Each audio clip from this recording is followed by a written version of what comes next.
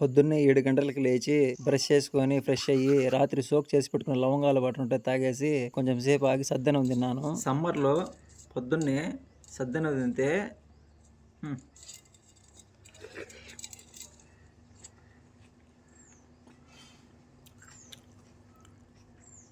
టమాటా ఊరగాయ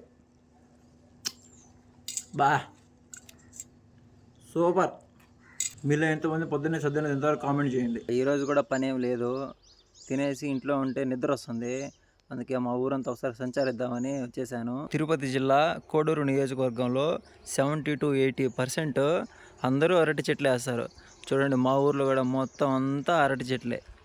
మా ఊర్లో ఉండే శ్రీ ఒల్లూరమ్మ అమ్మవారి టెంపుల్ ఇది. ఈ అమ్మవారికి మా ఊర్లో సపరేట్ స్టోరీ ఉంది. ఆ స్టోరీ ఏంటనేది ఒకరోజు టైం తీసుకొని ఫుల్ వీడియో చేసి పెడతాను, యూట్యూబ్లో చూసేయండి. ఎండలు చూడండి ఏ రేంజ్లో ఉందో. మార్చిలోనే ఇలా ఉంటే ఇంకా ఏప్రిల్లో మేలో ఏ రేంజ్లో ఉంటాయో. అసలు ఇంట్లోంచి బయటకు కూడా రాలేము ఇంకా.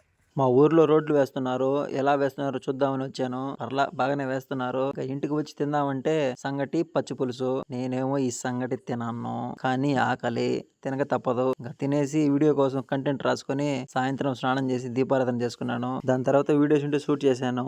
అది ఈ రోజు జరిగింది. Okay bye.